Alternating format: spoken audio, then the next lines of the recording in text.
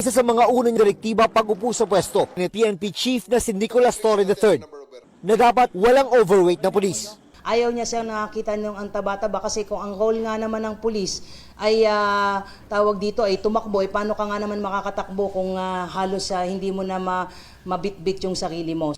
Bago kay Torre, may mga naunang PNP chief na rin ang nag-utos na bawal ang mataba sa hanay ng mga pulis.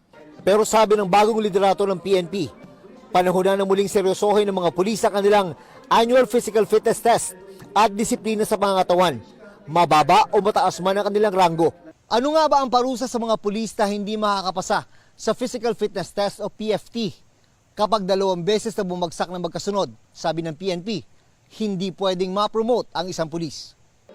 At kapag hindi na-promote, maaari itong mauwi sa pagkakaalis sa serbisyo sa pamamagitan ng tinatawag na attrition. Yung mere appearance mo na medyo malaki ka, ika nga ay halos pumuputok na yung iyong uniforme, yung physical appearance would somehow make an impression anong klaseng pulis tayo meron. Bukod sa maayos na pangangatawan, gusto rin ito rin na maging sharpshooter ang mga pulis.